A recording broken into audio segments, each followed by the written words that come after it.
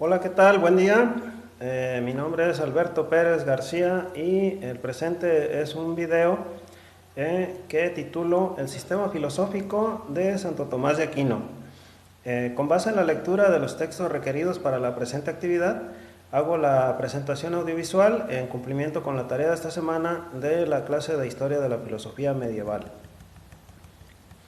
Esta presentación describe a grandes rasgos las opiniones de Santo Tomás con respecto a 4 temas que fueron de gran interés en tiempos de la Quitense y lo siguen siendo mucho tiempo después, incluso algunos de ellos hasta la actualidad. Los temas son los siguientes. El primero es la relación entre las posturas filosóficas de Aquino y Aristóteles. El segundo tema es las pruebas de la existencia de Dios. El tercero es la filosofía de la naturaleza y la creación divina. Y el cuarto tema es la epistemología. Cabe aclarar que el santo abordó muchos otros temas, siendo sus predilectos los relativos a la ética y a la teología. Y cuando los temas pudiéramos en la actualidad considerarlos como sin relación con lo teológico, en la Edad Media todo tema filosófico era visto y estudiado a la luz de su relevancia en la doctrina religiosa. En el caso de Tomás, por supuesto, dicha doctrina era la cristiana. Algo similar podríamos decir de Averroes y Avicena y sus esfuerzos por conciliar las deliberaciones filosóficas con la doctrina islámica. Los motivos por los cuales he decidido elegir estos temas son varios, pero solo expondré 2 de ellos. El primero es el que me parece que los temas seleccionados constituyen una muy buena muestra representativa del vasto trabajo reflexivo del autor.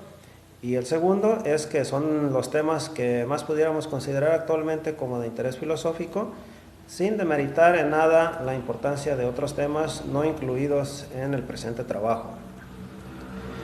A continuación abordaré brevemente cada uno de los 4 temas por separado y posteriormente haré un breve comentario acerca de la vigencia de las ideas tomistas en la actualidad y concluyo con una postura personal en cuanto a la filosofía tomista en lo general. Entonces paso a los temas y el primer tema entonces es la relación entre las posturas filosóficas de Aquino y Aristóteles. Si bien Santo Tomás merece crédito por adaptar los planteamientos aristotélicos a lo aceptable por la tradición cristiana de su época, sus fuentes de información son diversas y por lo tanto en sus conclusiones difiere ocasionalmente de las del filósofo, en este caso entendido como Aristóteles, y aún más del comentador, que es entonces Avicena. Otras fuentes de información las adquirió de su maestro San Alberto Magno y de pensadores de la época patrística como San Agustín, Boecio y otros. Así, por ejemplo, la relación de las opiniones del aquinense con las de Aristóteles serán variadas según se trate de datos obtenidos directamente de las traducciones griegas o bien de los comentarios de los pensadores árabes, principalmente Avicena y Averroes. También se da una relación aún más indirecta si tomamos en cuenta que mucho de lo escrito por Santo Tomás fue en reacción a las interpretaciones que los averroístas parisinos, como Brabant, quienes a su vez se basaron en los comentarios hechos por Averroes de los textos aristotélicos. En menor grado también se ha de considerar las opiniones de cristianos más antiguos como San Agustín y Boecio, quienes tuvieron a disposición solo algunos libros y fragmentos del Estagirita. Sin embargo, en términos generales podemos decir que hay bastantes coincidencias del pensamiento como para decir que Santo Tomás es en efecto un aristotélico cristiano, tal vez el más aristotélico de los escolásticos de la Edad Media. Paso al segundo tema, que es las pruebas de la existencia de Dios. Este sería el tema un poco el más extenso. En el tema de las pruebas de la existencia de Dios, que el aquinense también llama vías, por considerar que cada prueba es útil para conocer a Dios, a través de su creación y por lo tanto es un medio para llegar a Él. Obviamente no de manera material, sino de manera inteligible. Las pruebas, en este caso vías, son 5.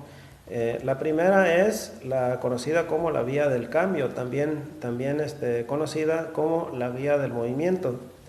Esta es considerada la primera y más evidente para llegar al primer motor que no es movido. Su enfoque no es tanto en el aspecto físico o mecánico del movimiento, sino en el aspecto metafísico, en tanto se da el paso de la potencia al acto. Opina que para que se haga realidad un cambio material o esencial, son necesarios 2 momentos o etapas. Una, que de antemano exista la posibilidad o la potencia que preceda al acto, el cual entonces y solo entonces, como segunda etapa, se hace realidad el cambio. Más aún, el acto hecho realidad contiene en sí potencia para convertirse en otra cosa. Concluye que en un momento dado, mediante una regresión de interacciones entre potencia y acto, se ha de llegar a la conclusión de que debe existir un ente que no sea potenciado por nada, esto es, Dios. La segunda vía es la vía de la causalidad eficiente.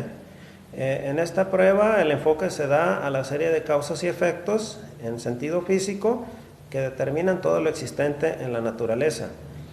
Pero la causa de algo es intermedia, puesto que a su vez tuvo una causa precedente. En esta serie regresiva ha de concluirse lógicamente que en un momento dado habrá de encontrarse una causa que en sí no haya sido causada. Pero dicha causa, es obvio, no es posible encontrarla en la naturaleza misma, porque en ella todo es parcial, todo es temporal y es contingente. Dicha causa, conocida como causa eficiente, ha de ser de tipo metafísico, la cual no tenga a su vez una causa precedente. Ante la ausencia de esta causa única y primera, no es posible explicar la sucesión de causas. Y puesto que en la realidad existen las causas actuales y las causas intermedias, entonces debe existir una primera causa. Y esa causa entonces es Dios. La siguiente vía es la vía de la contingencia. Esta vía basa su argumento en el hecho de que en la naturaleza todo lo existente es o tiene ser de manera contingente. Esto significa que nada es eterno, nada es íntegro y absoluto. Las cosas se destruyen o se corrompen, ahora son y luego dejan de ser. Nada entonces es absolutamente necesario, ya que se puede prescindir de cualquier cosa, y esto no desemboca en la aniquilación de lo existente en su totalidad. Sin embargo, existen cosas que son más necesarias que otras, como por ejemplo, es más necesaria la vida que un ojo, puesto que el ojo no podría existir físicamente si no tiene vida el poseedor, pero en cambio el poseedor puede vivir sin ojos. Ahora bien, en una regresión de cosas menos necesarias a cosas más necesarias, necesariamente se ha de llegar a la conclusión de que debe existir algo que sea absolutamente necesario, ya que de lo contrario no existiría nada. Ese algo entonces es Dios. La vía de los grados de perfección, esta sería la cuarta vía. Aquí la cuestión es esencialmente ética, pues se basa en el hecho de que hay cosas buenas y hay cosas más buenas. Pero en el mundo todo lo bueno no es por sí, sino por otro. Eventualmente debe haber algo que sea absolutamente bueno y que sea bueno por sí y no por otro, del cual todo lo bueno tenga su origen. Este ser absolutamente bueno debe ser Dios. Y por último, la vía de la finalidad. Al igual que los argumentos anteriores, la manera de demostrar la existencia de Dios por esta vía, conocida como la vía de la finalidad, requiere una regresión de conclusiones basadas en que las cosas tienen un fin, esto es, tienen una finalidad, un propósito. Sin embargo, dicho propósito siempre tiene a otro y nunca a sí mismo como fin. Además, existen cosas que no podemos afirmar que sigan un propósito de manera consciente, como por ejemplo las plantas o las rocas o los animales. No obstante, siguen un propósito y entonces hemos de concluir que dicho propósito subyace a su existencia y a su conciencia. Bueno, en este caso obviamente carecen de ella. Pero incluso los que tengan conciencia, en este caso el hombre, subyace también un propósito. Es decir, que son llevados a su propósito por otro. Este otro en la regresión de propósitos es Dios, puesto que todo tiende hacia Él. En lo personal encuentro que las 5 vías propuestas por Santo Tomás esencialmente son solo una, puesto que las 5 tienen en común la conclusión lógica de que debe existir necesariamente un ser cuya existencia en tiempo, en espacio, en causalidad, en bondad y en finalidad permita explicar de manera lógica la existencia de todas las cosas del mundo.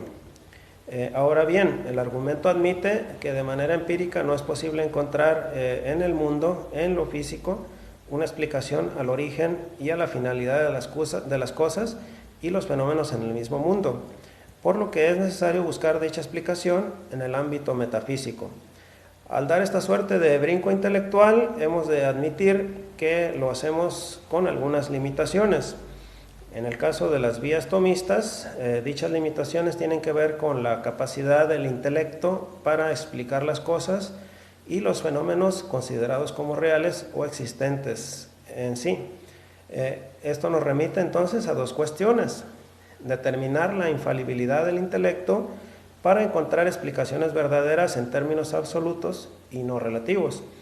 Y luego, entonces, determinar si las cosas o fenómenos son en verdad reales, existentes en sí, aun que sea de manera parcial o temporal, al grado que nos sirvan de referencia para sustentar nuestras conclusiones de manera eficiente. Bueno, hasta aquí concluyen las 5 vías para la existencia de Dios. Y paso ahora al tercer tema, que lo titulo Filosofía de la Naturaleza y Creación Divina. En lo que respecta a las posturas de Santo Tomás sobre la naturaleza y la creación, encuentro que coinciden con lo defendido por Aristóteles, en el sentido de que la materia presente en el mundo, esto es, la naturaleza, es resultado de diversas combinaciones de 4 elementos: el fuego, que se manifiesta mediante el calor; el agua, que es humedad; el aire, ligereza; y la tierra, que es peso y consistencia. Esto queda en evidencia cuando al describir las características de la dulzura, en el párrafo 1710 de su escrito de Ente y Esencia, Santo Tomás opina que esta debe ser la combinación del calor y la humedad. Una conceptualización que para nosotros en la actualidad nos parecería un poco arcaica, pero que en su momento se tomó como una verdad empírica, si no científica. Y puesto que se admite que una cosa compuesta adquiere su ser de otra u otras cosas, en este caso sus componentes, entonces queda claro que las cosas materiales no son en sí. Más aún, los componentes de las cosas compuestas a su vez tuvieron que adquirir su ser de otro, cuya esencia sería, por lógica, más simple que su derivado, aunque también corruptible, si bien en menor grado. Sin embargo, Tomás concluye que eventualmente se ha de llegar a algo que haya comunicado o propiciado el ser a otro, pero que en sí no adquiera su ser de nada previo ni nada más simple. Dicho ente sería entonces origen de toda materia. La misma lógica se aplicaría al movimiento, pues considera que debe haber algo que haya iniciado el movimiento, pero que en sí no se mueva. Lo mismo dice de la serie de causas y efectos, así como del todo y las partes, pues opina que debe haber una causa primordial y un ser cuya integridad carezca de partes, pero que al mismo tiempo esté presente en todo y eternamente.